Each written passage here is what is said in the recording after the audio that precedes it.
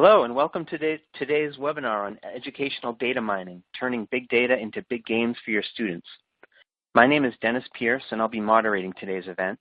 I'm the former editor of eSchool News, and I'm now a freelance education writer and consultant, and I'm excited to have you join us for what should be a very insightful session today. This webinar is sponsored by BrightBytes. The BrightBytes Clarity platform uses research-based frameworks to analyze organizational data, helping education leaders make better decisions for their students. Clarity houses 7 different modules, including a predictive analytics early warning module and a technology and learning module. Before I introduce our presenters, I want to take a minute to go over some of the features of the platform that we're going to be using. Today's event will be recorded, so you don't have to worry about missing any information. Within a few days, you'll receive an email message that contains a link to the recorded webinar, along with a PDF of the slides. You can submit questions at any time during the presentation by clicking on the purple Q&A box at the bottom of your screen, typing your question, and hitting submit. We'll save those questions for a Q&A session that I'll be leading with our presenters at the end of the webinar. We also have a group chat function that you can launch by clicking on the blue chat button at the bottom of your screen. Please feel free to use this feature to chat among yourselves or to contact someone from the eSchool News team if you have a technical question, but please use the Q&A box to submit questions for the presenters. I'd also like to call your attention to a few links that BrightBytes has made available in the additional resources box that's on the left of your screen. The first is a link to a massive open online course that one of our presenters, Dr. Ryan Baker, is teaching this summer. The course is available free of charge on the edX MOOC platform, and it starts June 19th. In addition, BrightBytes has included links to its early warning and technology and learning modules. Finally, if you find that you're having a hard time reading any of the text on the slides, you can enlarge that portion of your screen by clicking on the box in the upper right-hand corner of the slide window, or you can get a full screen view of the slides by clicking on those 4 arrows. With those items out of the way, let's get started with our presentation. Today's webinar will focus on how to turn big data into information that can improve student outcomes. We encourage you to join the back channel conversation on Twitter by using the Twitter handle @BrightBytes and the hashtag ESNWebinars in your tweets.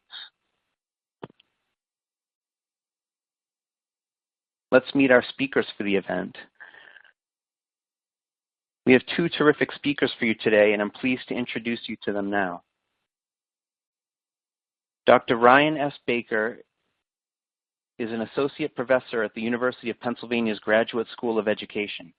Drawing on the fields of educational data mining, learning analytics, and human-computer interaction, he researches how students learn from educational technology. Before joining UPenn, he was an associate professor in the Department of Human Development at Columbia University Teachers College. His Big Data and Education MOOC has drawn more than 50,000 students. Also speaking will be Rich Allen, a product manager for BrightBytes. Rich has more than 10 years of experience in the ed tech field. After graduating from Rutgers University with a degree in computer engineering, he worked in data management for the New York City schools. At BrightBytes, he works on developing products that remove the barriers to technology use through automation, interoperability, and simplification. Ryan will be speaking first, and he'll be talking about his research into the implications of big data for education. So Ryan, I'm going to turn things over to you. Thank you, and thank you for inviting me, and thank you everybody for coming. Very pleased to have the opportunity to speak to all y'all. So, big data has transformed a variety of fields. From climate science, where increasingly successful and useful models of the movement of storms can help predict where a hurricane is going to land, to biology, where the Human Genome Project has moved from sequencing one human genome to sequencing individual genomes and providing the possibility of personalized medicine, to e-commerce, where a variety of vendors are using big data to help figure out what product you might be willing to buy. The time for big data in education has arrived as well over the last few years.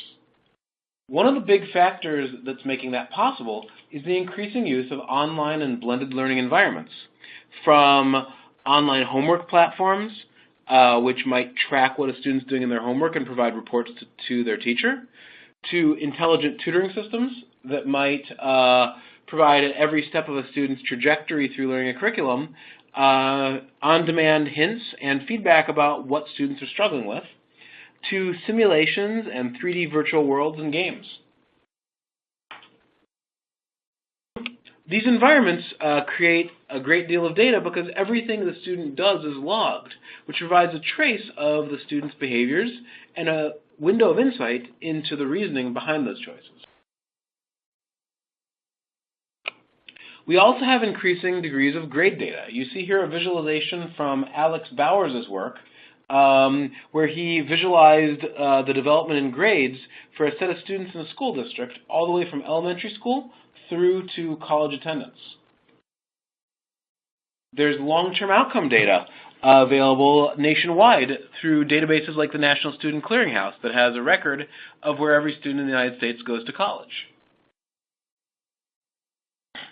Student engagement data. Those of you who have worked in schools know that classroom observations are part of evaluating teachers and providing feedback to them.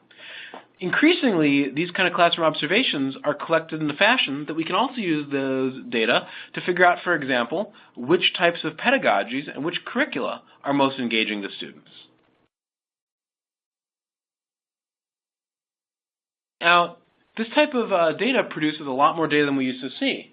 In traditional instruction, we might have the student's answers on an assignment. The student gets an assignment, they take it home, they write down the answers. Maybe you get 20 data points.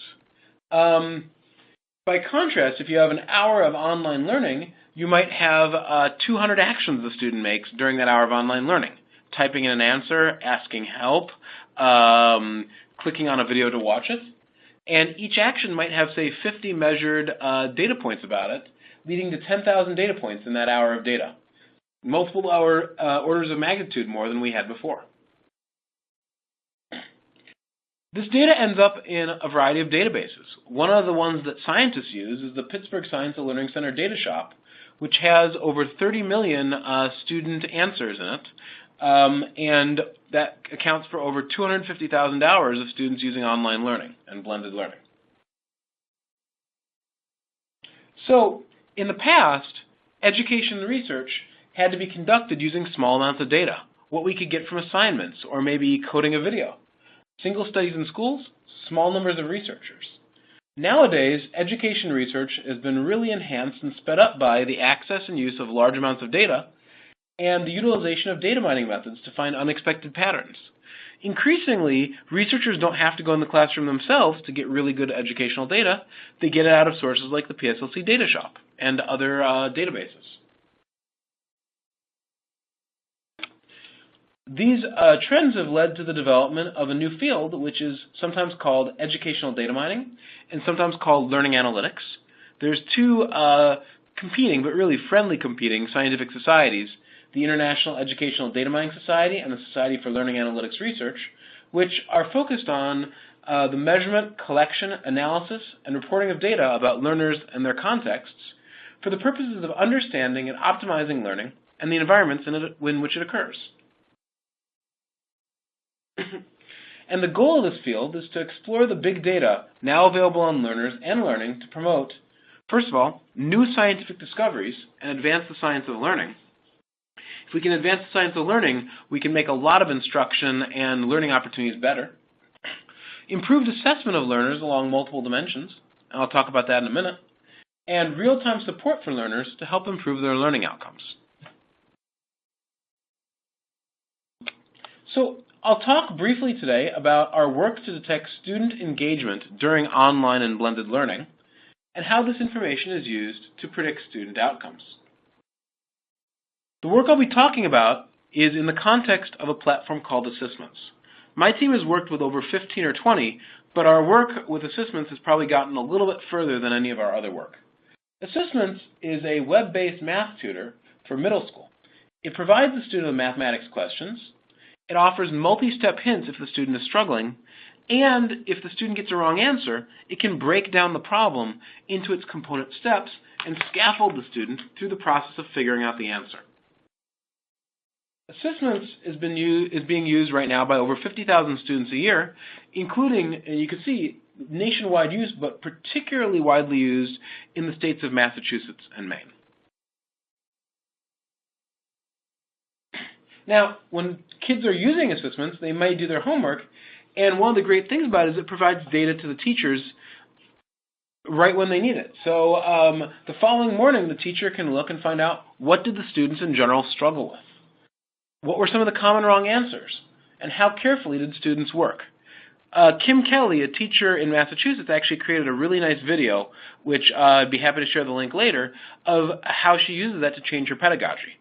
Myself, I've actually used assessments in my stats courses at the university, and I found it very powerful to be able to change my instruction and know, oh my gosh, this problem that I didn't think was going to be that hard, half the class got it wrong, and they all got the same wrong answer. And I can change what I'm going to teach the next day based on that.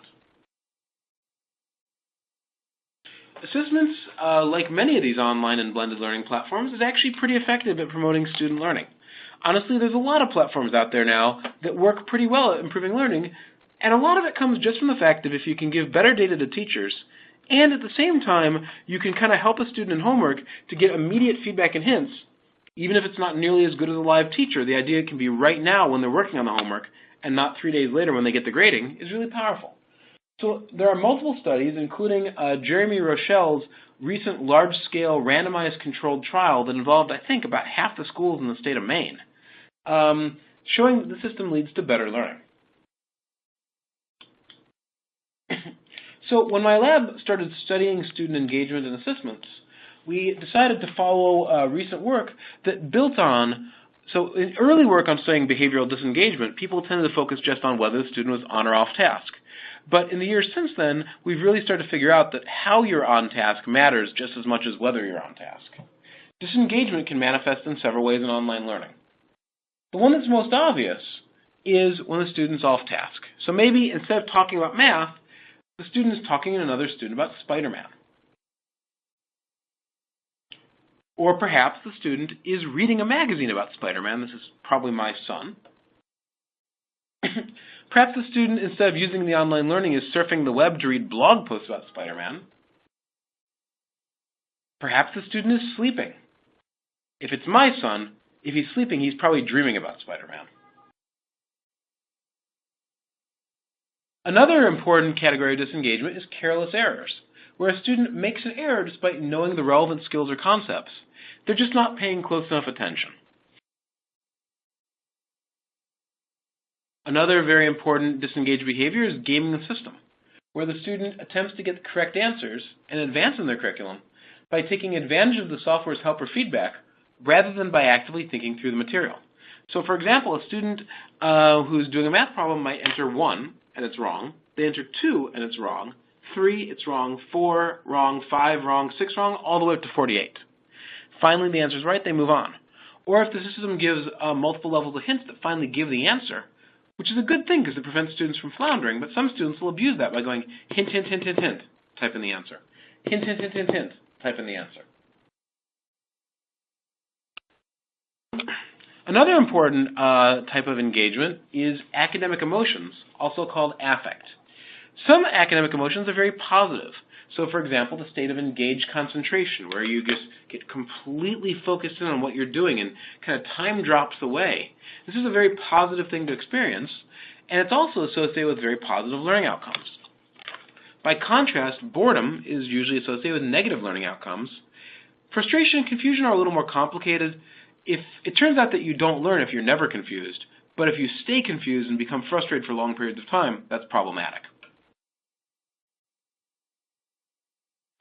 So it turns out that it's possible to detect these constructs automatically.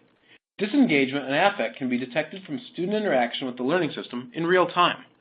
So while a human being can observe these things, we can also build models that can tell whether students engage or disengaged just from their interactions with the learning software. That's what my lab has been working on for about 13 years now. And we're starting to see some of our technologies being deployed in real products to try to help improve design and figure out how we can keep students engaged. When we take these detectors and we apply them in the context of the assessment system, we determine that a gaming system and boredom are associated with significantly worse standardized exam scores. The correlation between gaming system and standardized exam scores in particular is about the same as the correlation between smoking cigarettes and lifespan. So it's a pretty large effect. Engaged concentration, by contrast, is associated with significantly better standardized test scores to about the same degree. And these effects actually persist over time.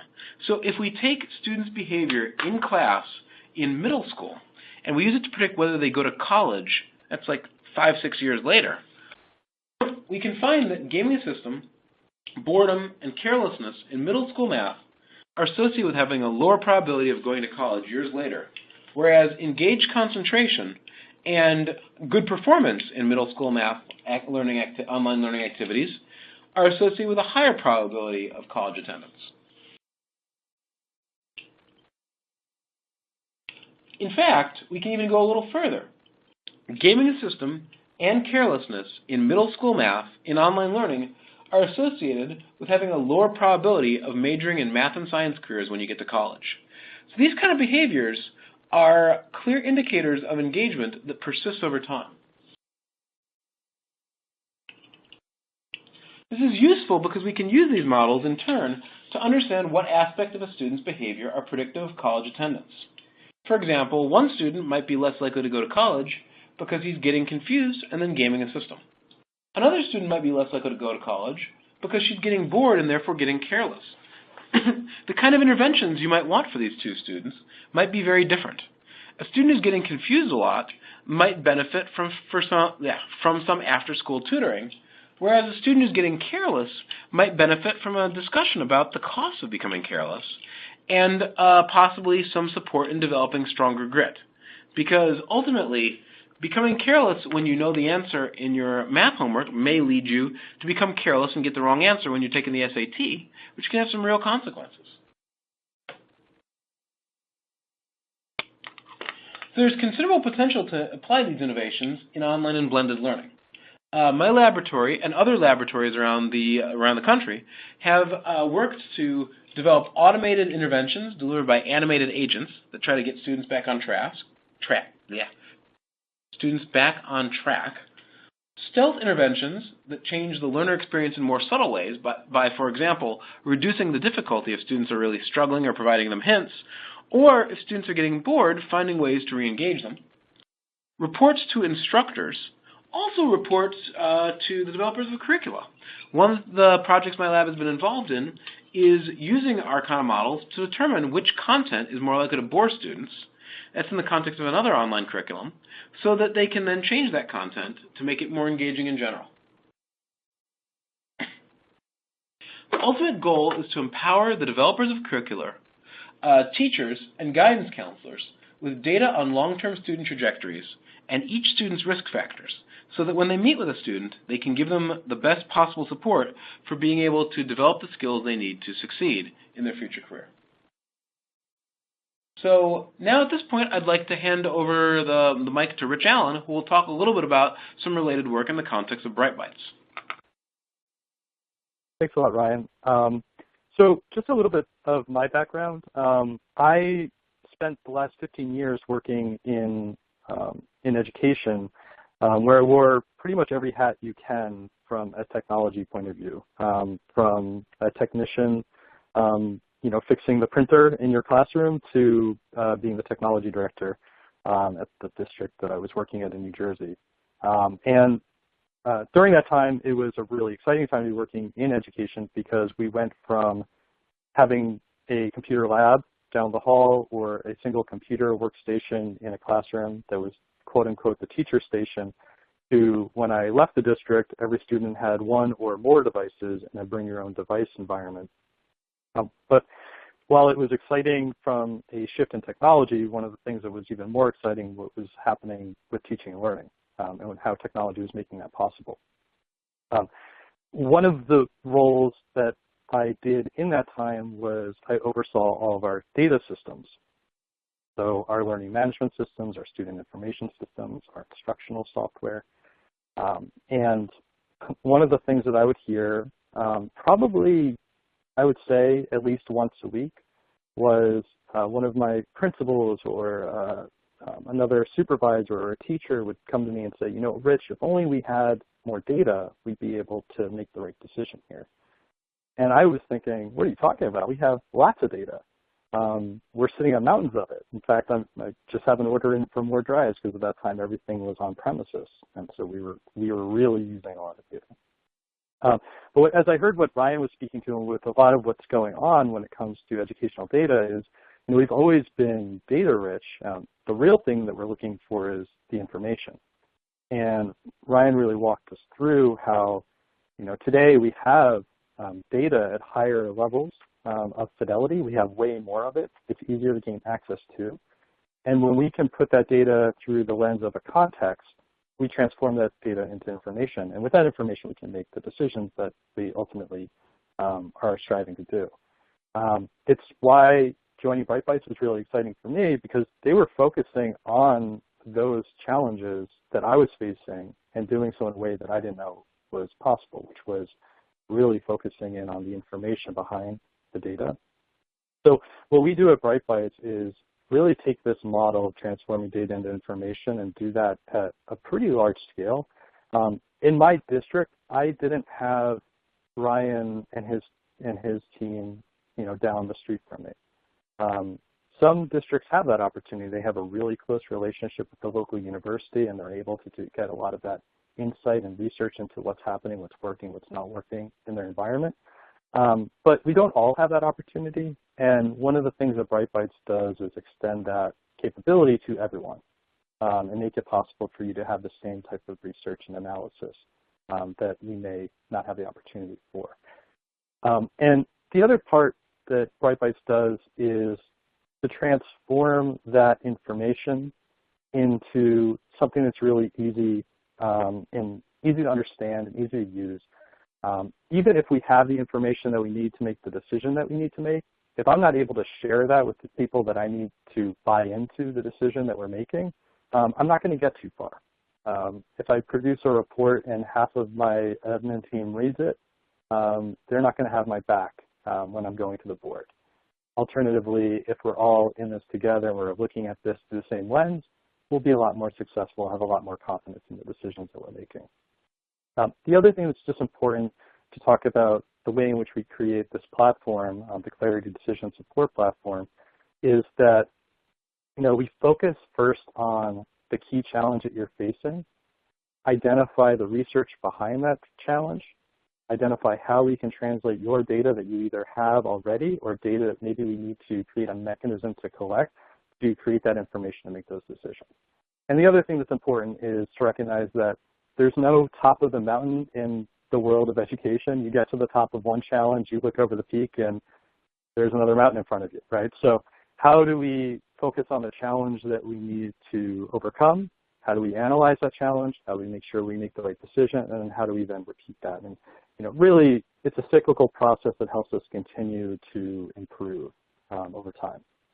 What I want to do today is actually take a look at 3 different challenges that educators face, 3 challenges that BrightBytes has helped educators with that really take a lot of the principles that Ryan was speaking to in terms of how to better use educational data and to share how we've been able to help folks mobilize that data in their environments. So I'm going to focus first by looking at this from the perspective of what's the question that we're trying to solve. And this is the world that I was in just 10 years ago. We are investing a great deal into instructional technology. Teaching and learning is changing as a result. What 21st century classroom am I actually building? Are we on the right track? Are we creating an environment that is better than the one we had yesterday? And so that's one of the key challenges that a lot of us are facing. And the way that BrightBytes approaches this is first, well, let's understand what's happening in those 2 environments. And there's what you see on this screen are 2 really different classrooms. They actually have one thing really in common, which is they have the exact same access to technology. But the learning that's taking place in these 2 classrooms is drastically different. The classroom on the left probably looks familiar to a lot of us. It looks like what I remember school looking like. I didn't have a computer, I had a trapper keeper, but it looks pretty close. While the classroom on the right is, I think, what a lot of us are aiming for. We see students where they're taking a lot more agency over their own learning. They're learning from each other, they're collaborating, and they're utilizing technology to be able to enable those things. And so what we aim to do is really understand all the different factors that are taking place so that then we can organize the data that relates to those different behaviors, and we can chart a course and make sure that we're continuing to improve in those specific areas. So real quickly, this is our case technology framework. We look at 4 major domains. So the way that Bright Bytes approaches this challenge is by creating these research frameworks or working with our research partners to develop these research frameworks. And here what we're looking at are all the different factors that are taking place in those 2 classrooms that we just looked at. Access is our access to the technology both at school and at home. It's our access to high-speed internet, to wireless, to software. It's really looking at all the nouns that are in that classroom that relate to technology. We look at our skills, not necessarily the way in which we utilize technology in the classroom, but what skills do we have when we come to school? Right? What are you doing in your personal life with technology? Is it a part of the way in which you interact with others?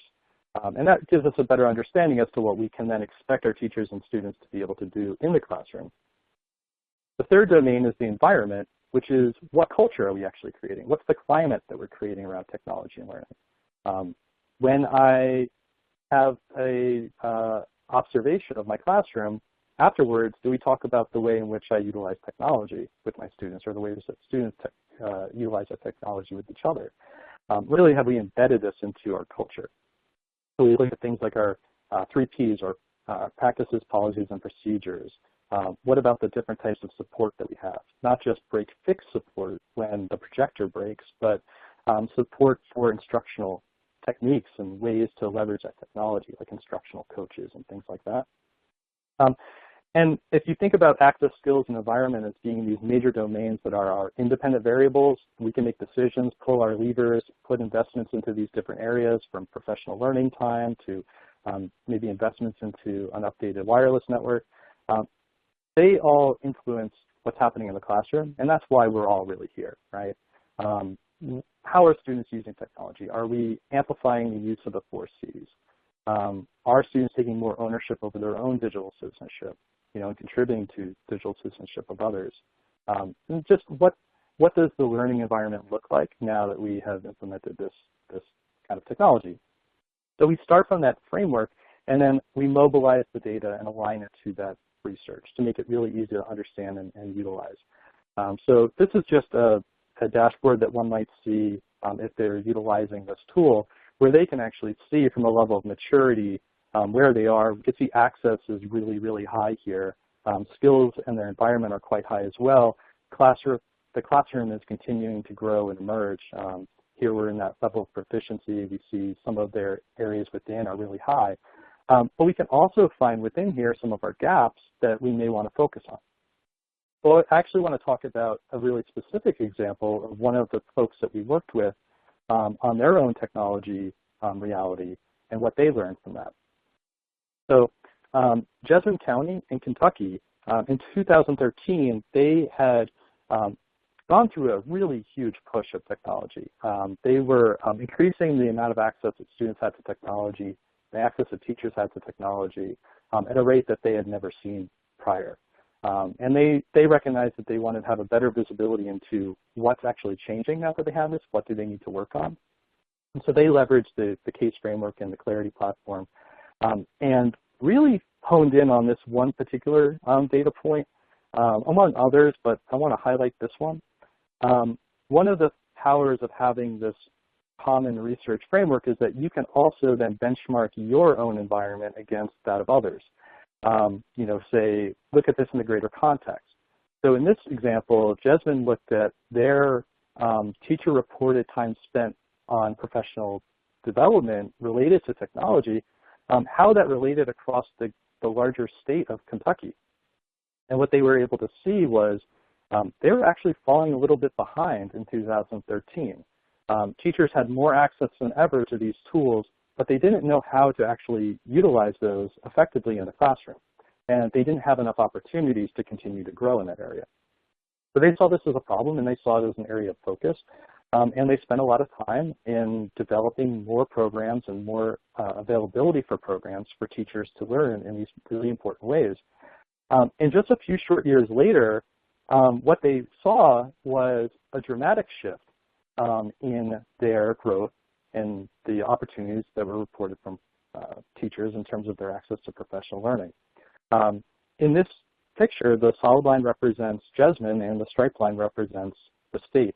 And previously, Jessamine was falling really far a bit behind. And here you can see that they're actually a leader in the state in terms of providing their teachers the access to professional learning around these really important concepts. Now, that's interesting, and it's important to know that, we saw a gap and we focused on that gap and we were able to see progress. But what's really interesting is when we start to see how all these different elements found within that framework relate to each other. So in this next slide, we're looking at in 2013, when students were asked how frequently they were collaborating with their classmates using these digital tools, we again can compare that to that of the state.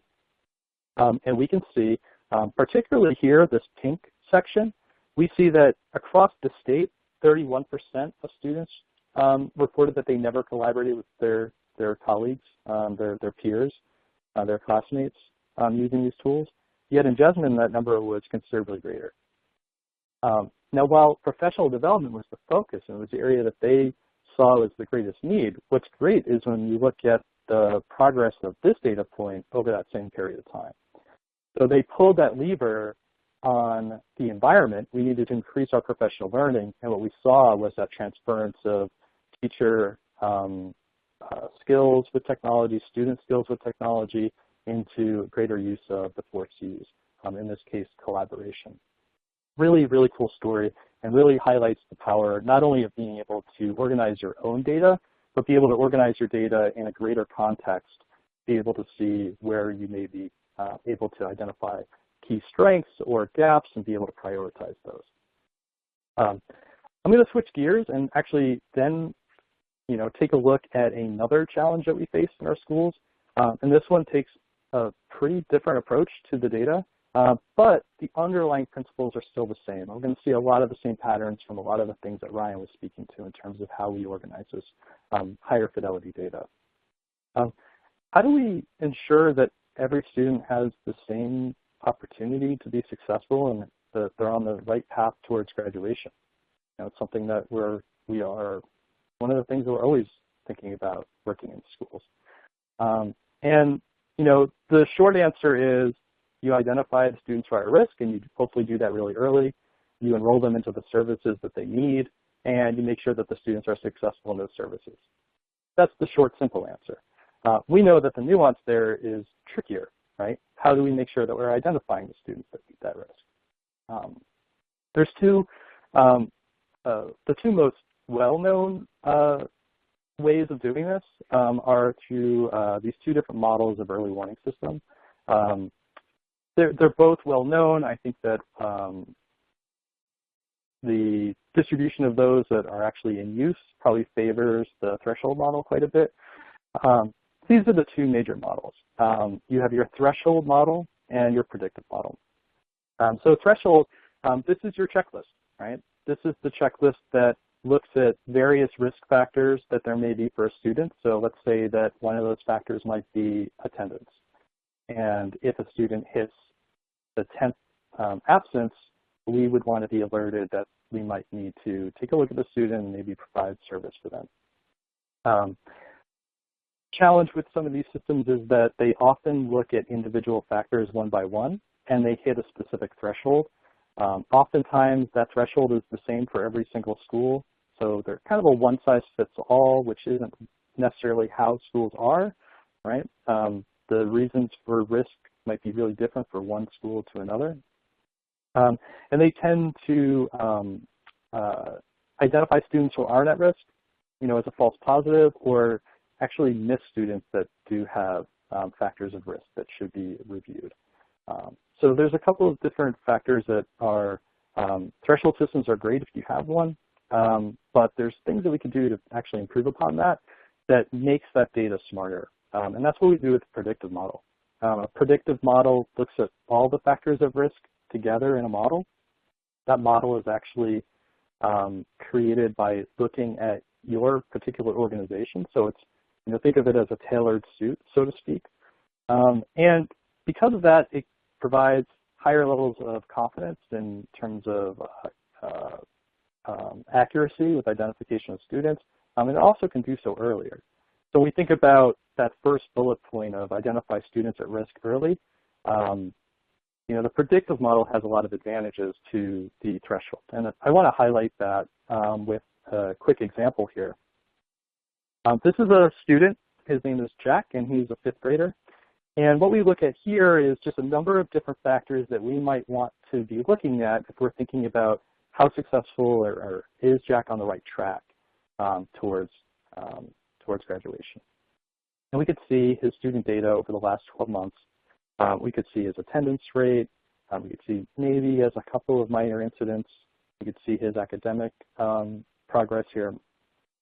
If we were to utilize a threshold-based model, what that threshold-based model is going to do is it's going to look at the attendance rate and say, does that meet that trigger, right? Then it's going to look at the tardy rate. Does that hit the trigger?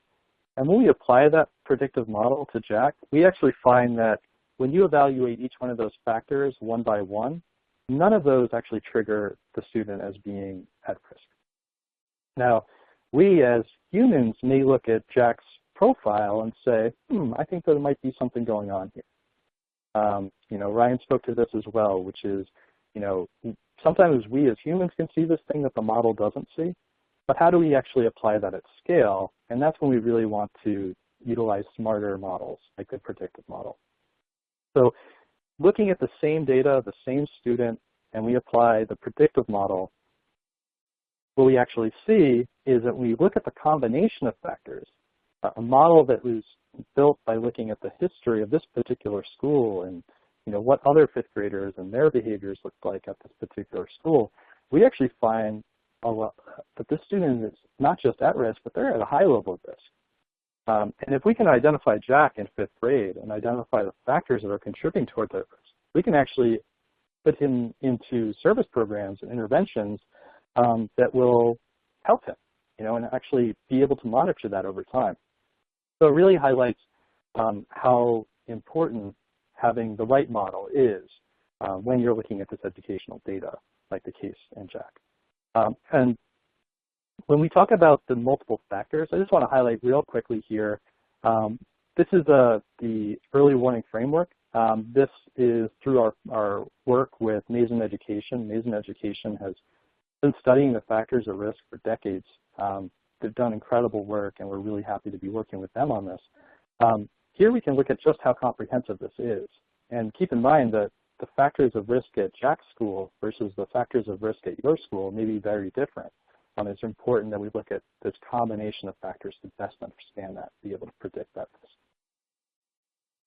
If you think about Jack as a student that would have, you may have heard this term or used this term before, slipped through the cracks, we really created a system that's focus is to make sure that students don't slip through the cracks. In fact, what you see here is our ability to really hone in and look at that area between no risk and great risk, really focus in on the things that we can do for those students that really fit in that middle ground. And one thing I just want to highlight, this is something that I am by no means saying that Bright Bytes and this predictive model was the only thing at play. Everything in education is a lot of different factors going into play. But this is something we're really, really proud of, and we know that the Department of Ed at West Virginia is really, really proud of as well as all the schools across the state. Recently, West Virginia hit a really huge milestone with their graduation rate. They hit 86.4%.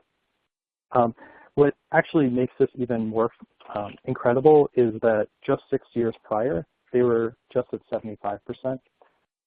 And one part of that was their teachers, their counselors, their principals being able to identify with greater accuracy the students that needed the support. And so it's something that obviously all the kudos in the world goes to West Virginia and what they were able to achieve, but we played a small part in this type of analysis and educational data mining and learning analytics helped play a part in helping them to achieve that really significant milestone. I'm going to shift back to the world of technology real quick, and just one final area or challenge that we're faced with is, we have a lot of instructional and educational tools in our environments today. In fact, that's probably growing every single year. How do we know which ones are working, which ones aren't? How do we evaluate the efficacy? And how do we make sure that what we continue to invest in is the stuff that's working? So this is another challenge that we're focusing on. When we look at the big picture, we're spending an incredible amount every single year, and it's only climbing in terms of how much we spend on instructional material. And increasingly, that's coming in the form of digital content. And when we introduce new content or new digital tools into our environment, they often go through a really rigorous process for evaluating, is this the right tool? Think about all your teams that you work with to make sure that this is the right decision that we're making, whether it's through a formal RFP process or whether it's through deep analysis of various tools. We go through that process before the tool comes in, but what do we actually do year over year to continue to measure that those tools are successful, that they're delivering on the types of things that we hope that they would? So this is one of those really tough challenges that we're really focused on right now. And what we do here with learning outcomes is look at this through these three major domains. One is the investment. What are we putting in for this particular program? The next is engagement. When people use this tool, how are they using it? And what do they think about it? What are their perceptions of that tool when they are using it?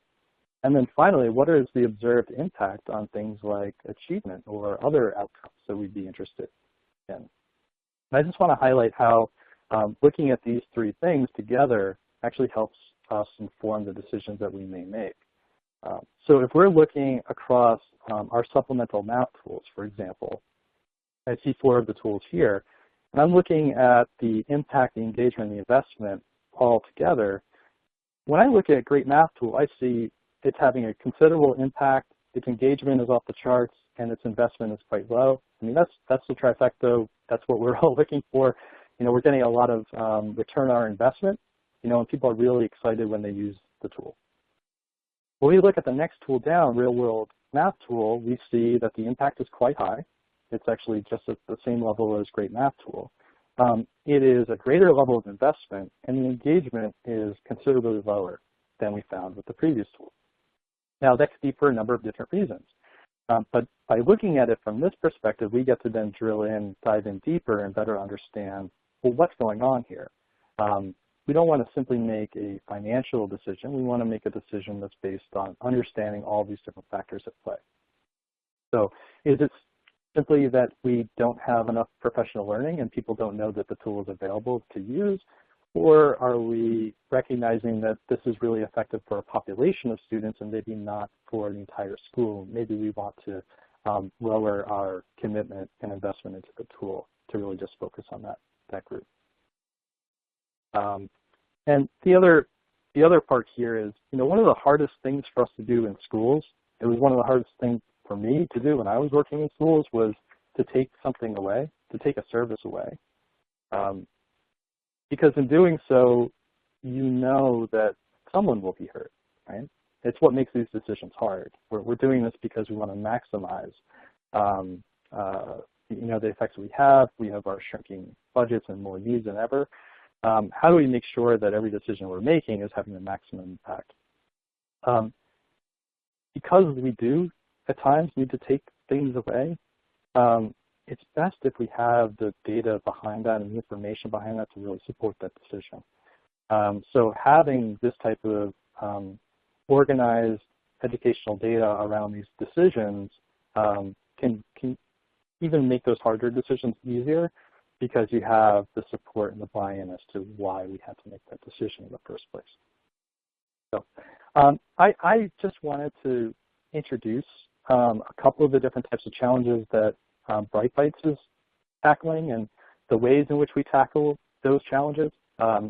They all take that similar path, which is let's identify what the challenge is. Let's understand the information that we need to be able to make that decision. Let's understand the research around that information so we can organize, so that we can then understand the data that we need to create that information to drive the decision. Which, again, it's something that we want to be able to deliver at scale so that we can have every district and every school and every state be able to utilize these same types of models that maybe they wouldn't otherwise have access to. We look to the folks like Ryan in academia as really inspirational for the types of work that we're doing. We're excited when we're able to partner and really bring those two worlds together to be able to deliver those types of services across the board. So really thankful that Ryan was able to join. I was able to share a little bit about how we're applying some of those things throughout our platform and for multiple different types of challenges. Ryan, do you have anything to add just in terms of those two worlds and how we work together? I think that this is a really great opportunity for synergy. I think that that the more information and the more actionable information we can get into models of students, the more we know about them, the more we can make a good decision for every individual student to try to keep everybody on track. So I think this is really exciting to see these worlds coming together. Great, thank you.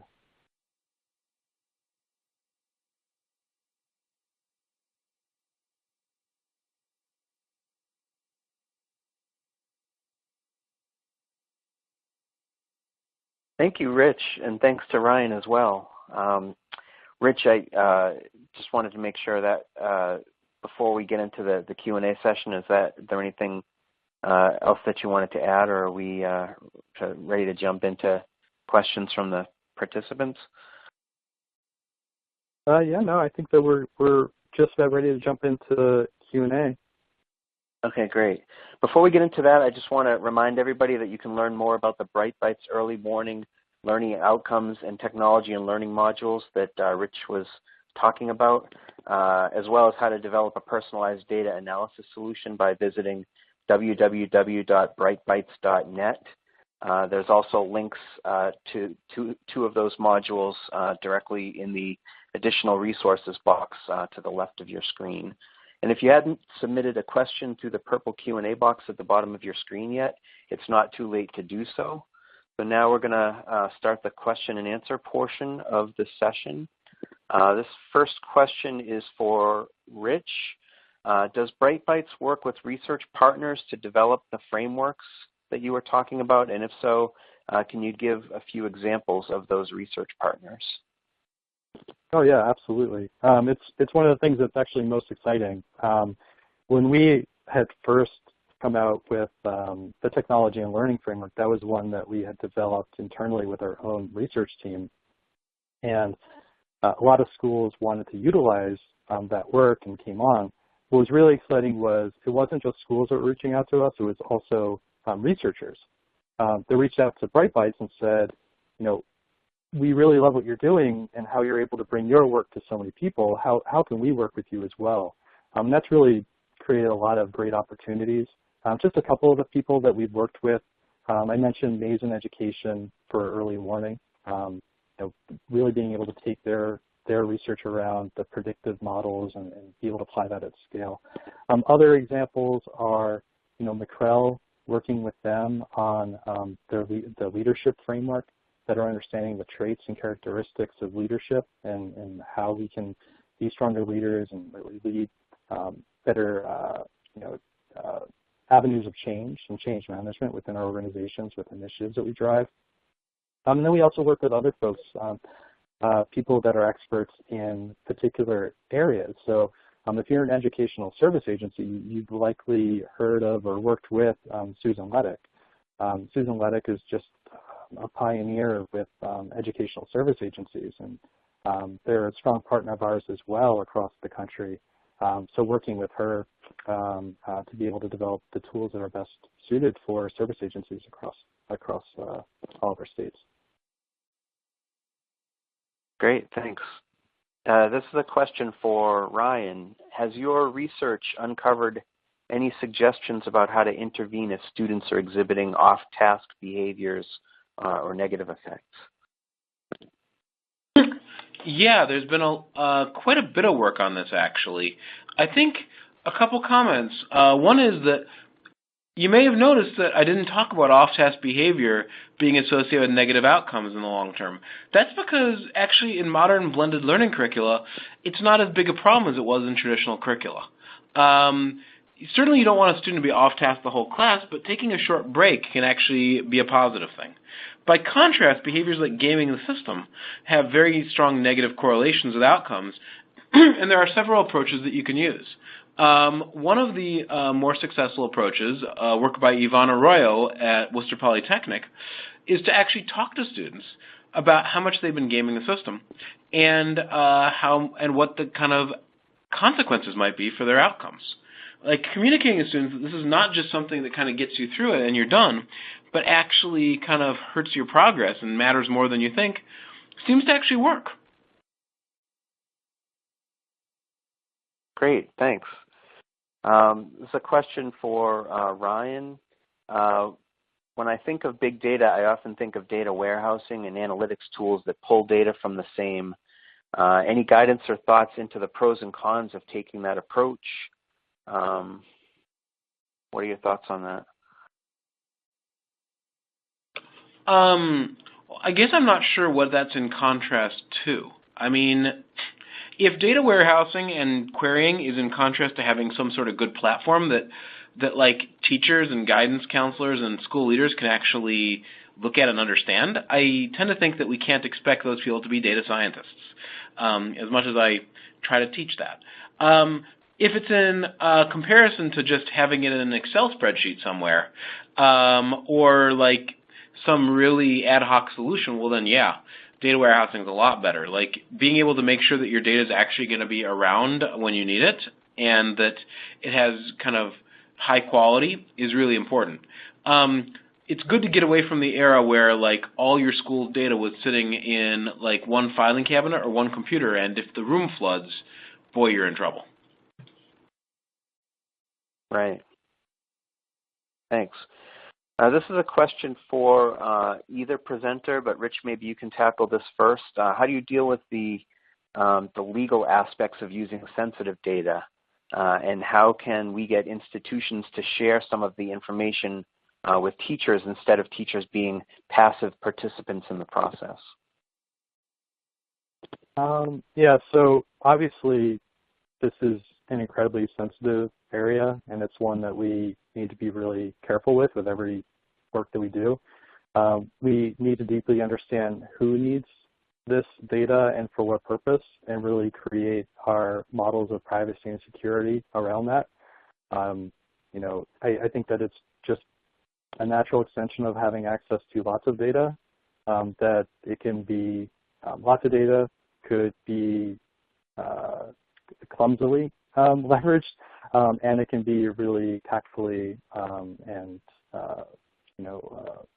well designed around that, is recognizing that need. So in terms of the second part of how do we make sure that teachers are not only passive participants in this, I think that it's really making sure that we're focusing on the challenges that the teachers face.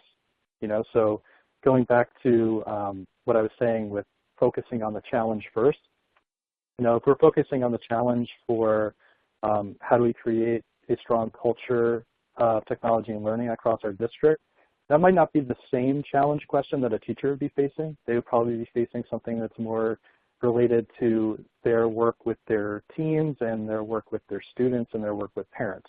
So we'd want to focus and make sure that we're identifying the information that the teacher would need, and then organizing that information, and then identifying the data they need. So I think that multiple angles to that, which is just be really smart with the privacy and security, and you are utilizing the data, and know your audience, know the participant, and know how know what their challenge is, so we can leverage those things effectively.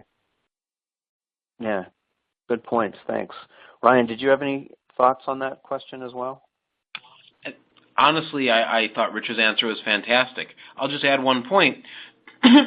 When we think about how we want to maintain privacy, we really need to find solutions that protect children's privacy but don't damage our ability to support kids.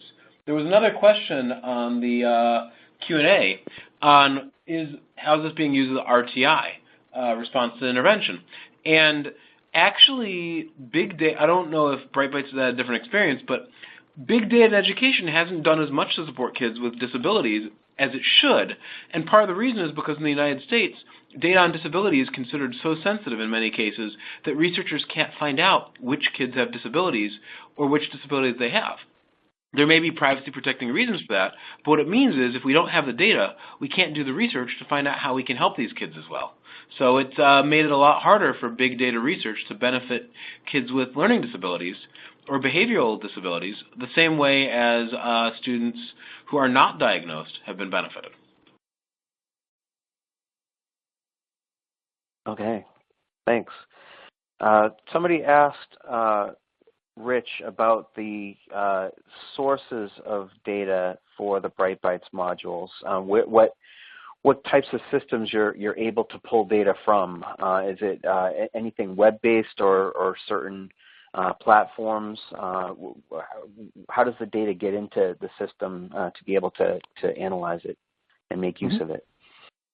Yeah, I mean, so again, you're going to hear a theme from me, which is it really depends on the question that we're answering.